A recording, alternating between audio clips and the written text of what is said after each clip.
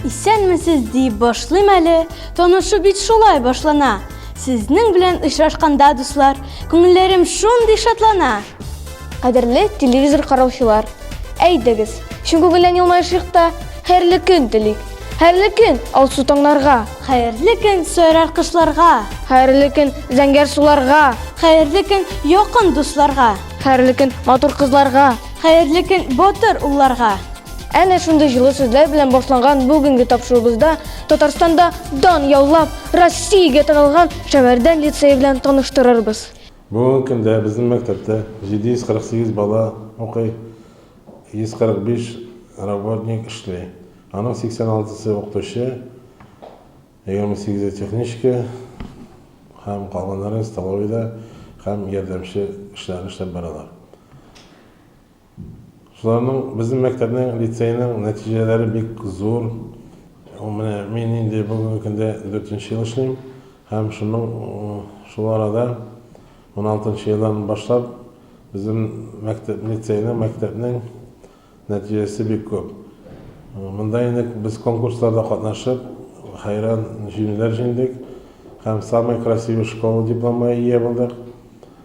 Аларның 100 лучших школ списогына кирдек һәм инде безгә кубок белән мактау тактасы бирделәр.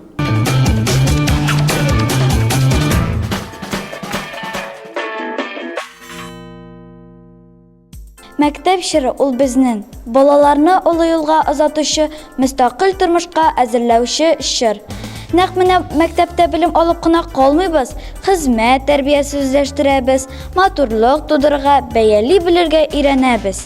Тирәлеккә, табигатькә булган игътибарлык, хөрмәт, саф карашта укытучыларыбыз ярдәме белән күңелләргә кереп урнаша.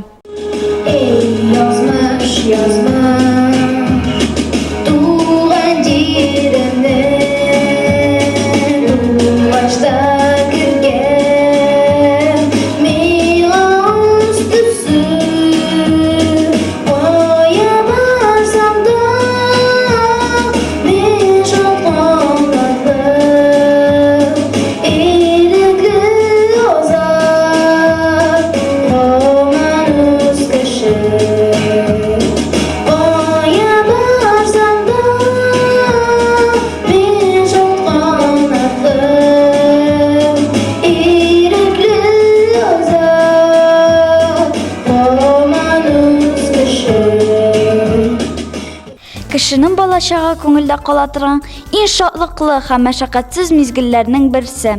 Бу чынлап та бик дөрес. Әлеге җырны тыңлагач, минем әлбәттә балачак, дәресләр, күңелле тәнәфесләр, укытучылар турында сөйлисем килә. Без һәр укытучы турында сәгатьләп сөйли алыр идек, ләкин безгә бирелгән вакыт чикле булу сәбәпле. Әйдәгез, лицейбезнең уку-укыту эшләр буенча директор урынбасары Валиуллина Гөлнар Рафаэлевнага сүз бирик әле. Белемнәренең төпле нигезле булуын укучыларыбыз фән олимпиадаларында, бердәм дәүләт имтиханнарында раслыйлар. Узган уку елында 10-нчы сыйныф укучысы Кашапова Илзирә республика олимпиадасында татар әдәбиятыннан 1-нче урынга лаек булды. Великов Илья, 11-нче сыйныф укучысы, ул безнең горурлыгыбыз, 1-нче мәртәбә Мәскәү шәһәреннән инглиз теленнән призлы урын алып кайтты. Бүгенге көндә Илья Мәскәү дәүләт университетында белем алуын дәвам итә. Бердәм дәүләт имтиханнарының күрсәткечләре республика күрсәткечләреннән барлык фәннәрдән дә күпкә югарырак. 7 укучыбыз алтын медаль иясе булды.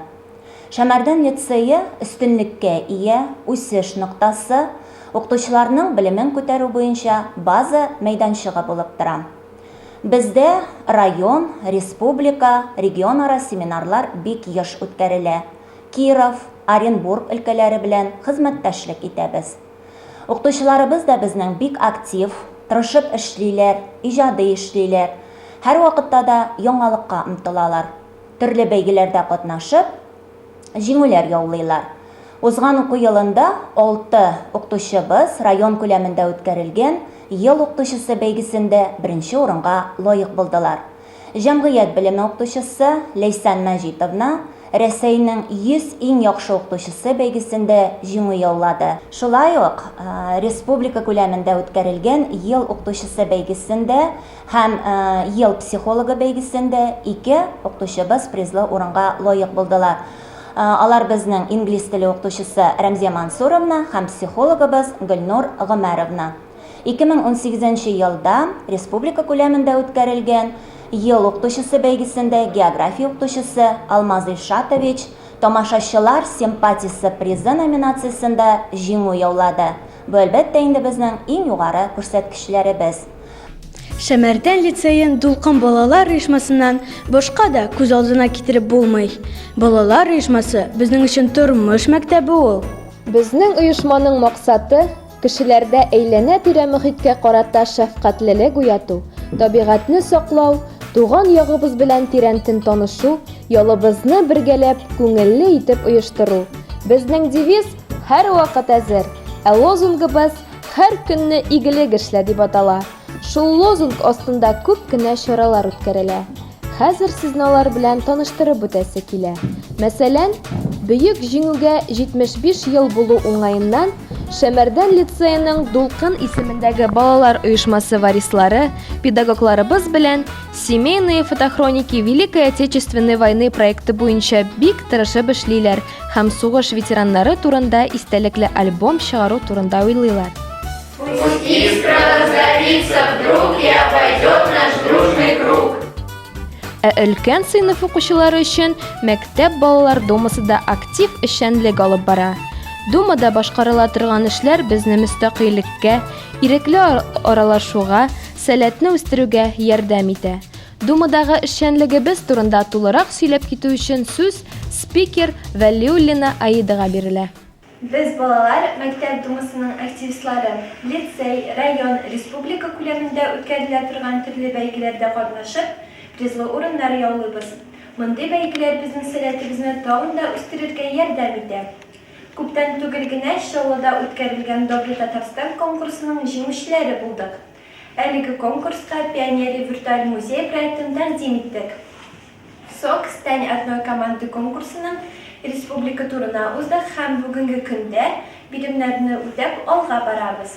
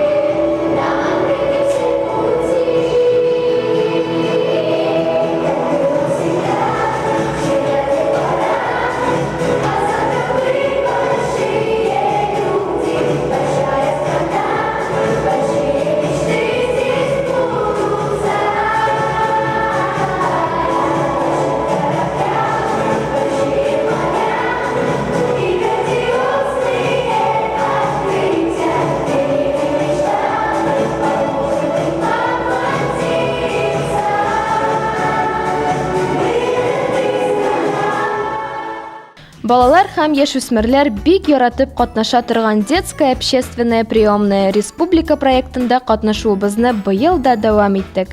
Әлеге чараның сайлап алу турында лицейыбызның активисты Мустафин Булат узды һәм профильле сменада булып кайтты. Әйдә сүзне үзенә бирик. Детская общественная приемная ул Татарстан Республикасының балалары һәм яшүсмерләре өчен ясалган проект. Бу проект аларга үзләренең хокукларын саклап калырга булыша. Мин бу сменаларда тоже катнаштым, шулай катнаштым. Анда бик кызыклы булды, безнең төрле мастер-классларга йөрттеләр, бик кызыклы экскурсияларга йөрттеләр шулай ук. Һәм гүзәл любисының удачны белән үзе белән күрешергә мөмкинлек бирделәр. Шушы сменаларның берсендә миңа гүзәл любисының удачны вәкаләтле вәкилнең Сабан муниципаль районында ярдәмчесе таныклык бирде. Мин бу проектта катнашуым белән бик горурланам. Лицейыбызда психология бүлмәсе балаларның яраткан урыны. Аның хуҗасы махсус белемле психолог Гөлнур Халикова. Педагог-психолог график һәм план нигезендә индивидуаль һәм төркемнәрдә атналык шөгыльләр, тренинглар, лекцияләр, диагностикалар һәм сенсорлы бүлмәдә релаксация шөгыльләре алып бара. Чыгарылыш имтиханнарына психологик яктан әзерләнергә булыша. Мәктәптә һәм киләчәктә эмоциональ, социаль яктан ярашлы булырга өйрәтә. Тормышта үз юлларын табарга, укучыларга дөрес һәм кирәкле һөнәр сайларга юнәлеш бирә. Федераль гомуми белем бирү стандартлары шартларында әти-әниләргә һәм мөгаллимнәргә психологик ярдәм күрсәтә.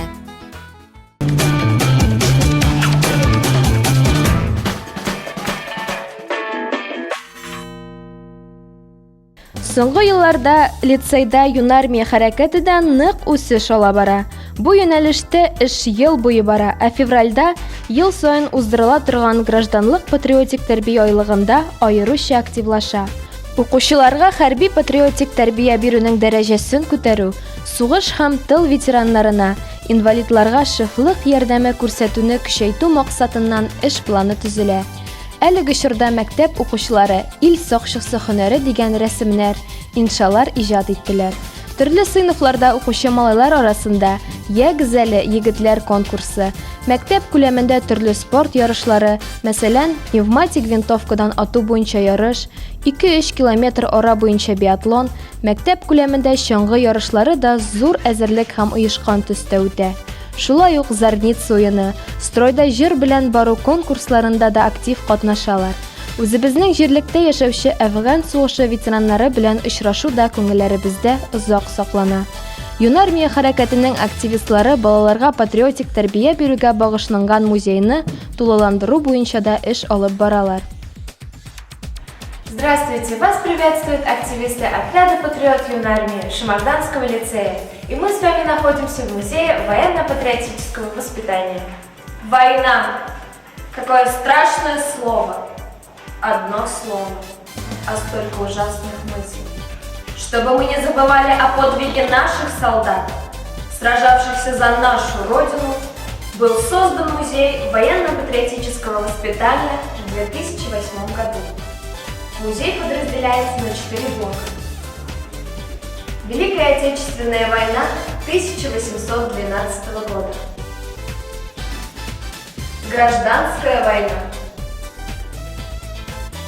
Великая Отечественная война 1941-1945 годов. Афгано-Чеченская война.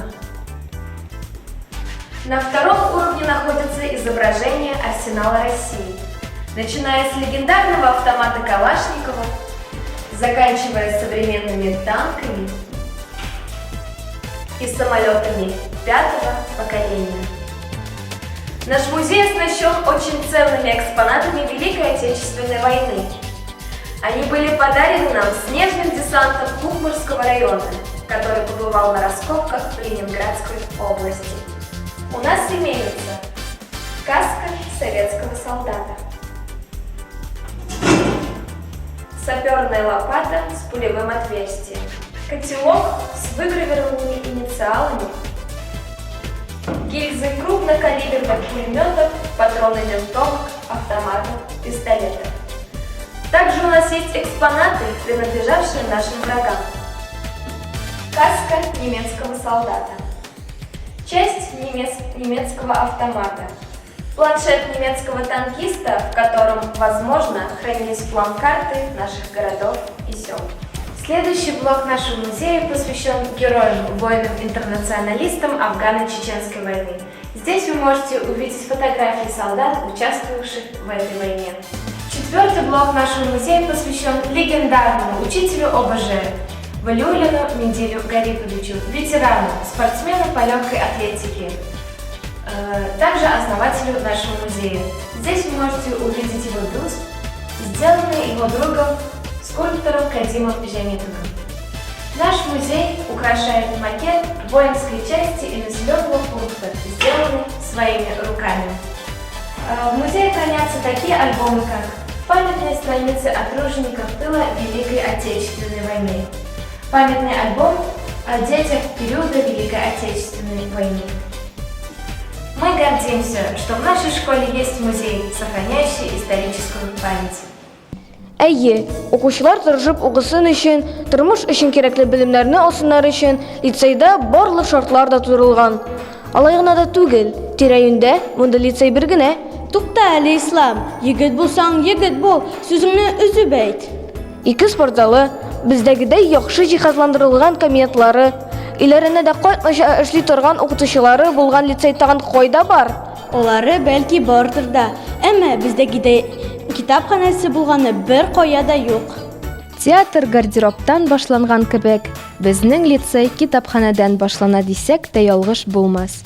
Чөнки 200 квадрат метрдан артык мәйданны биләгән, югары зәвык белән бизәлгән китапханә залы чын мәгънәсендә информацион, методик һәм культур үзәге булып тора.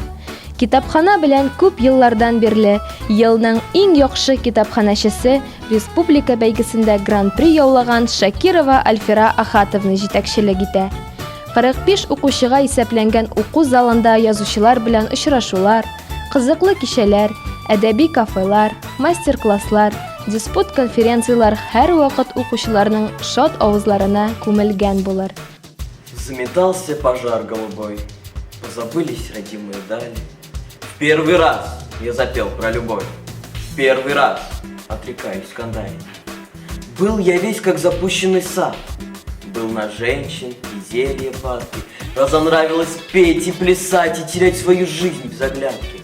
Күп укучылар заманча информацион җәмгыятьтә яшәргә әзер буын тәрбияләү максатын күздә тотып, эшләүче робототехника түгәрәгенә бик теләп йөриләр. Әлеге түгәрәккә йөрергә теләүчеләр саны артканнан арта. Укучылар тәнәфес вакытында булса да үзләре ясаган роботларның хәлен белеп чыкмый калмыйлар. 40 баланы берләштергән робототехника түгәрәге эшләп килә бездә. Балалар түгәрәккә бик зур кызыксыну белән йөриләр. Түгәрәктә укучылар үзләренең техник конструкторлык сәләтләрен үстерү белән беррәттән эш хәрәкәтләрне компьютерда программалау нечкәләре белән өйрәнәләр.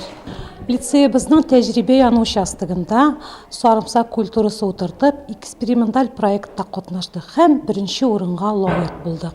Бу безнең коллективның һәм укучыларның эш тәҗрибәсен күрсәтеп тора. Без аны бик күп уңыш алдык. Без моның белән инде 3нче ел эшләп киләбез. Уңышларыбыз бик яхшы. Укытучылар коллективына һәм Шәмәрдән бистәсе халкына үзебезнең sarımsaqның уңышын сату тәҗрибәбез бар.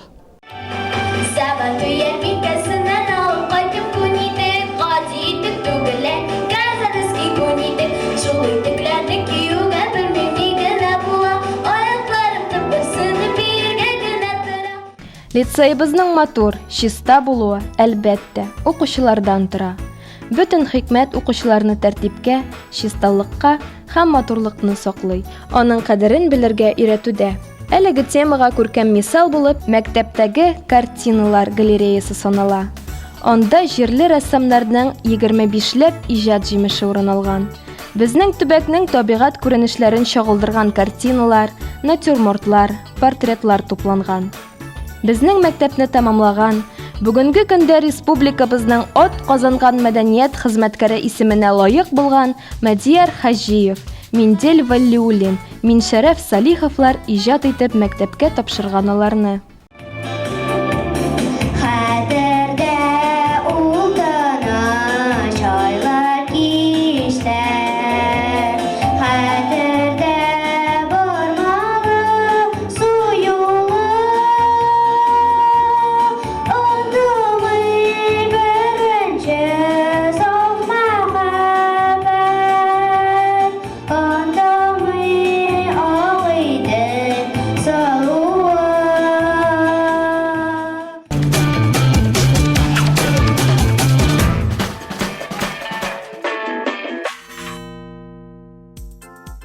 Без бик бәхетле шул. Киләчәгебез якты булсын. Үткәне юкның киләчәге юк. Һәркем үз тарихын белергә тиеш. Шул тарихны саклаучы музейлар бар бездә. Лицейбызда 4 музей эшләп килә. Бу турыда күбрәк мәгълүмат алыр өчен сүз укучыларыбызга бирелә. Язучы Гали Мөхәммәд Мәхдиев музее 2005 елда ачылды. Язучының әнисе Биби Рабига апа Саба районының Түбән Симет авылында дөньяга килгән. Әтисе Сөнгатулла абзый 10 ел Сатыш мәдрәсәсендә укыган. Стендларда язучының тормыш юлы, иҗаты тасвирлана. Мөхәммәд Мәгъдиев студентларның яраткан укытучысы булган. Ул узак еллар Казан дәүләт университетында укыткан. Тормыштан килгән геройлар дип аталган стендта язучының әдәби әсәрләрендәге прототиплар турында язылган. Шулай ук стендларда матбугатта басылмаган истәлекләр дә бар. Бу шкафта язучының әнисе Биби Рабига апа китаплары. Ул галим, тәрҗемәче, фольклорчы Таип Яхин нәселеннән. Әлеге шкафларда язучының газета, журналларда басылган мәкаләләре. Нәсел агачы. Язучыга багышланган альбом күрәсез. Язучының каләме, кулъязмалары кадерле истәлек. Аны музейга хатыны Лилия апа, кызы Гәүһәр бүләк киттеләр. Бу киштәне Мөхәммәд Мәгъдиев Кирәнне мәктәбендә эшләгәндә үзе ясаган булган. Меня зовут Давыдова Аделина, и сегодня я вам расскажу об истории нашего музея. Музей был открыт в 1976 году. Инициатором его создания стал директор лицея Хамзин Шаукат Анварович. Иванов Алексей, ученик из села Верхних Отар, нашел на берегу реки Мёши бивень мамонта и принес его в школу. Именно это событие стало началом краеведческой работы в нашей школе. В настоящее время в музее насчитывается около 800 экспонатов. Они разделены на 6 экспозиций, среди которых уголок археолога, культура и быт татарского народа, история села Шамардан, Великая Отечественная война, уголок боевой славы и история нашей школы. На сегодняшний день в музее ведется реконструкция. Мы решили создать отдельный музей, посвященный истории нашей школы. Слово передаю Мингалеевой Фатиме. Здравствуйте, меня зовут Фатима, я вас познакомлю с уголком быта татарского народа. Все экспонаты – это внутреннее убранство интерьера дома. Самый старый экспонат данной экспозиции является колыбель 1868 года. То есть этой колыбели уже более 150 лет.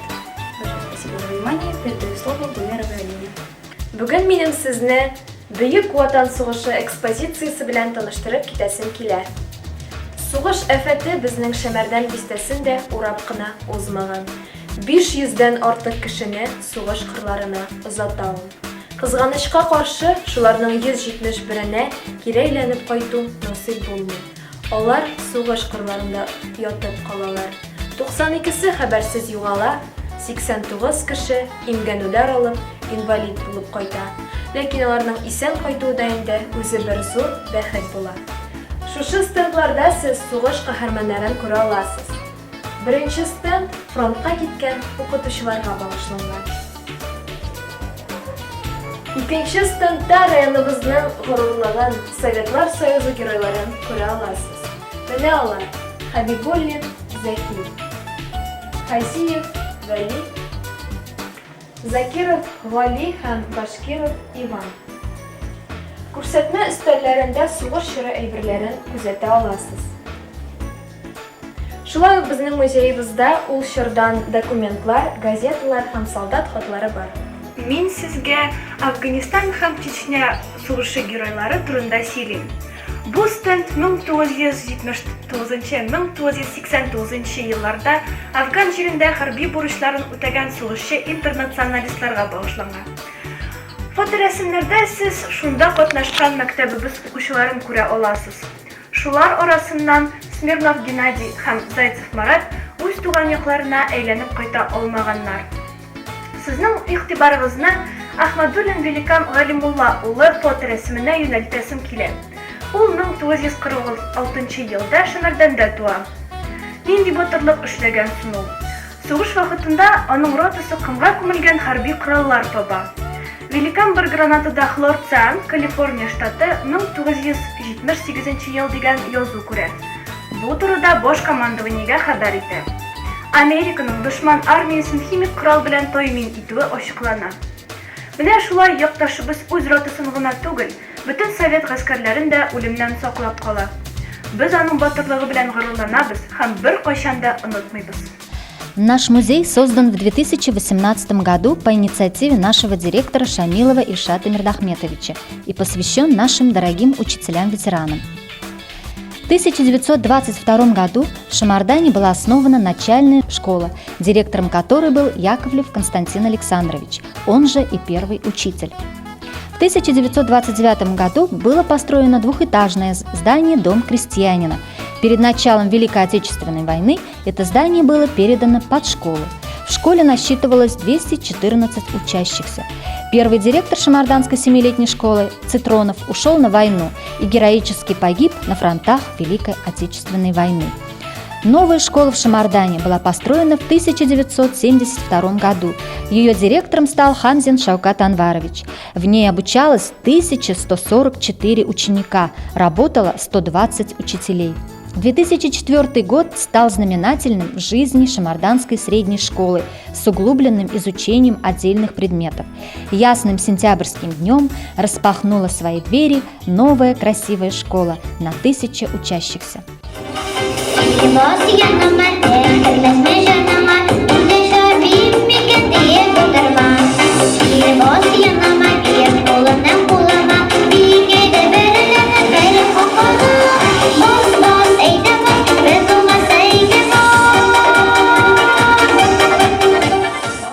Без лицейбызда белем алу белән бер рәттән олы тормышка әзерләнәбез. Сәламәтлегебезне ныгытабыз, яшәргә өйрәнәбез. Укудан буш вакытыбызны үзебезнең иркен спорт залында үткәрәбез. Без монда рәхәтләнеп волейбол, баскетбол уйныйбыз, ә кышларын саф һава сулап чаңгыда шуабыз. Төрле спорт ярышларында катнашып, күп грамоталар, дипломнар һәм кубоклар яуладык. Узган уку елында флорбол буенча ярышта районда җиңүче, хоккейда һәм баскетболда призер булдык. Укытучыларыбызның да уңышлары бик күп. Дружкова Миләүшә Галинуровна гер күтәрү буенча һәр даим ярышларында катнашып, гел җиңүче булып кайта. Әле күптән түгел генә Татарстан Республикасы чемпионы исемен яулады. Кошма, бро, кошма, барыбер тутам мин сине. Сез түгел, мин сезне тотарга тиеш, мин сезне ашарга тиеш. Мин мәче чөнки Син мәче түгел, син тышкан. Зур тышкан. Ә без мәчеләр. Әйе, син тышкан, без мәчеләр. Юк. Мәче, мин сезне ашарга тиеш беләсегез килсә. Ошамыйча гына тор әле, җашаган диерләр. Әйе, ашамыйча гына тор әле. Без сине үзебез ашыбыз. Менә хәзер тотабыз да ашыйбыз. Якынлана килеп карагыз. Бетерәм мин сезне. Мин каратист, мин кара пояслы мәче. Uzlan yaşlık zaman, yarsız hisler yarar, ağlarda yıllar ağlar. Yıllar seneler, güller beylemender, şimdi tırlan yaşlık yürüvar. Ülkenlerde kollar, sürmez düşün yollar, yollar bağlamlar.